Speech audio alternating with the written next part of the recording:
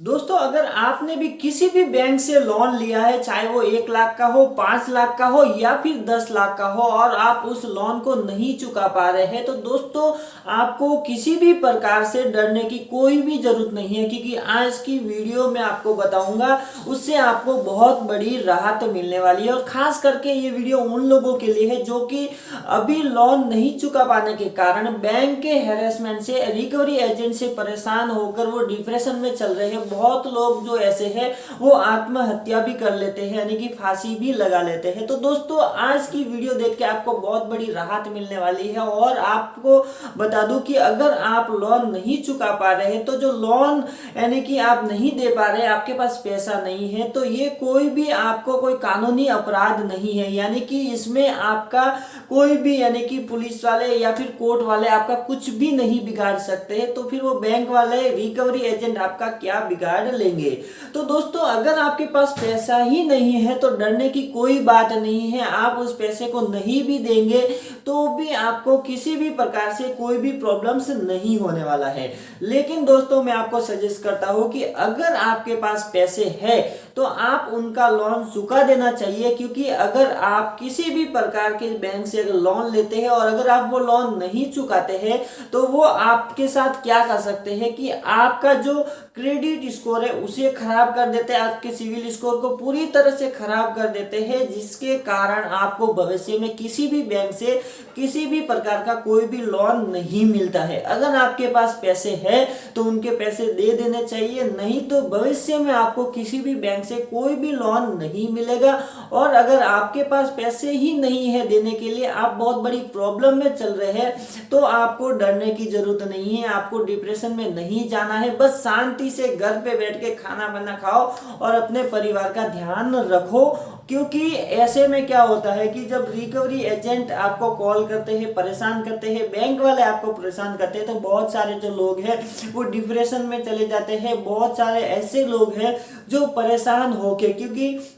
बहुत सारी परेशानियां होती है, बहुत सारे प्रॉब्लम्स होते हैं, जिसके कारण और जो इनकम रहती है लॉकडाउन के कारण पूरी तरह से खत्म हो गई है, और अब वो जो है पेमेंट नहीं दे पाते हैं, यानी कि ऐसी स्थिति में नहीं है कि वो लोग जो है वो पेमेंट कर पाए। इसके लिए वो लोग डिप्रेशन में जाते हैं, कोई कोई आत्महत्या कर लेते हैं, फांसी लगा लेते हैं। इसके लिए आज की वीडियो उन लोगों के लिए बहुत बड़ी राहत वाली हो सकती है। तो दोस्तों जब आप किसी भी लोन को नहीं चुकाते हैं तो ज्यादा से ज्यादा बैंक वाले क्या करते हैं, ज्यादा से ज्यादा आपको बार बार एसएमएस करेंगे, आपको बार बार ईमेल करेंगे, आपको बार बार कॉल करेंगे और पैसों के लिए प्रेशर डालेंगे। जब आप वहां पे पेमेंट नहीं कर पाते क्योंकि आपके पास पैसा नहीं होता है, तो बैंक वाले पूरी तरह से हार जाते हैं और फिर आपका जो केस होता है वो थर्ड पार्टी को दिया जाता है, यानी कि रिकवरी एजेंट को सौंप दिया जाता है। और रिकवरी एजेंट वाले आपको बार बार कॉल करके परेशान करते हैं, नोटिस भी भेजते हैं,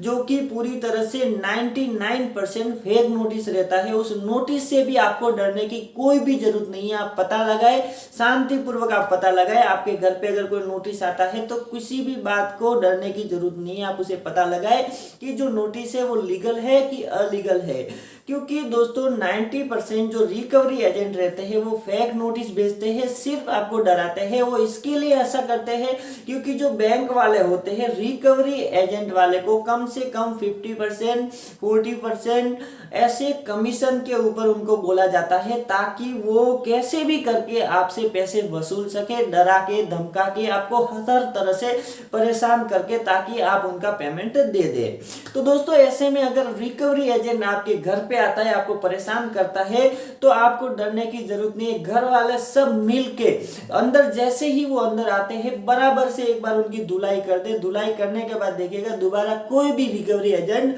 आपके घर पे नहीं आएगा, क्योंकि आपका पूरा अधिकार है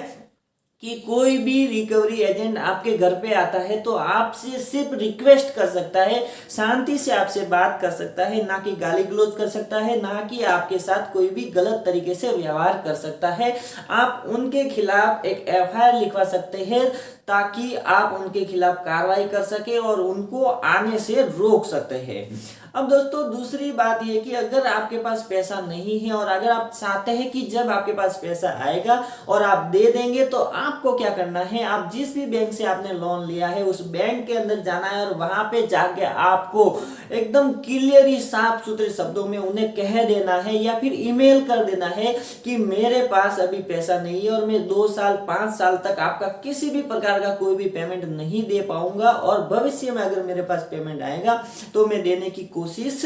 करूंगा। दोस्तों अब बात करते हैं कि लोन माफ कैसे होगा। लोन माफ कैसे होता है दोस्तों, लोन कभी भी बैंक वाले माफ नहीं करते हैं, लोन आपका हमेशा ही ड्यू ही रहता है। लेकिन होता क्या है कि जब आप 5 साल 10 साल तक अगर यही प्रोसेस के साथ चलते हैं और आप लोन को नहीं दे पाते हैं तो बहुत सारी बैंक क्या होती है आपके लोन को एनपीए में डाल देते हैं। लेकिन दोस्तों अगर आपका अमाउंट कम है 5 लाख 10 लाख के आसपास है तो कोई भी बैंक वाले आपका जो लोन है उसे एनपीए में नहीं डालती है, क्योंकि बैंक वालों का जब एनपीए ज्यादा बढ़ जाता है तो वो बैंक डूब जाती है, आरबीआई उनका लाइसेंस रद्द कर देती है और जो है बैंक वाले घाटे में चले जाते हैं। इसके लिए बैंक वाले छोटे मोटे अमाउंट को कभी भी एनपीए में नहीं डालते हैं। और होता क्या है कि जब मार्च महीने में और सब लोन की जब रिकवरी होती है, सब जितने भी लोन होते हैं तो क्लीन किए जाते हैं, उनके अकाउंट को क्लीन किया जाता है। इसी प्रकार से जब आपके बहुत सारे साल हो जाते हैं 10 साल 15 साल तो बैंक वाले आपके लोन को राइट ऑफ यानी कि कर देते हैं। राइट ऑफ का मतलब हमारी भाषा में अगर कहा जाता है तो आप समझते हैं कि हमारे लोन को माफ कर दिया, लेकिन माफ नहीं करते हैं। आपके लोन को एक प्रकार से आपकी उनकी जो डिटेल्स रहती है, उनके जो कंप्यूटर्स रहते हैं उन कंप्यूटर में से निकाल दिया जाता है और फिर आपको उस लोन को भरने की जरूरत नहीं पड़ती है। अगर आप पूरी तरह से, वो लोग पूरी तरह से कोशिश कर लेते हैं, हर तरह से कोशिश कर लिया आपसे पैसे वसूलने की और वो नाकाम हो जाते हैं, हार जाते हैं, तो उसके बाद उनके पास यही ऑप्शन होता है कि वो आपके लोन को राइट ऑफ कर देते हैं, अपने कंप्यूटर से अपने डिटेल से निकाल देते हैं, अपने बही खाते से उसको साइड में निकाल देते हैं और एनपीए में नहीं डालते हैं, क्योंकि एनपीए में डालेंगे केस करेंगे, कार्रवाई करेंगे तो पता नहीं कितने साल लग जाएंगे, कितने वर्ष लग जाएंगे। अगर आप जैसे लोन डिफॉल्टर बहुत लोग होते हैं, अगर सबका ऐसा ही करने लगे तो फिर अगर एनपीए बढ़ जाता है तो आरबीआई जो है बैंक वालों का लाइसेंस रद्द कर देती है, वो बैंक बंद हो जाती है और बहुत सारा उनको नुकसान हो जाता है। इसके लिए मैं आपको कहता हूं कि अगर आपने किसी भी प्रकार का लोन नहीं दिया और आप नहीं दे पा रहे हैं, आपकी स्थिति खराब है, तो किसी भी प्रकार से डरने की जरूरत नहीं है, टेंशन लेने की जरूरत नहीं है। आप क्लियरली खुले आम उनको बोल सकते हैं कि मेरे पास पैसा नहीं है, मैं नहीं दे पाऊंगा। आप जो है हमारे लोन को पूरी तरह से बंद कर दे, क्लोज कर दे, चाहे कुछ भी करे, लेकिन मेरे पास पैसे नहीं है। और दोस्तों अगर आपको रिकवरी एजेंट वाले परेशान करते हैं, धमकाते हैं, तो आप उनके खिलाफ कार्रवाई कर सकते हैं। और ऐसे में अगर बिना मतलब के यानी कि कुछ भी बिना वजह से अगर कानूनी तरीके से अगर आपके साथ व्यवहार नहीं करते हैं तो रिकवरी एजेंट को आप बहुत सारे, अगर आपके गांव में है, शहर में रहते हैं, तो आप उनकी धुलाई कर सकते हैं ताकि वो आना, आपके घर पे आना बंद हो जाए और उनको लगे कि अब आपसे आपका लोन जो है वो रिकवर नहीं हो सकता। तो बस दोस्तों आज के लिए इतना। वीडियो अच्छी लगी तो लाइक करें, शेयर करें अपने दोस्तों के साथ। अगर आप मेरे चैनल पे नए तो चैनल को सब्सक्राइब जरूर करें ताकि ऐसी ही वीडियो आपको मिलती रहे।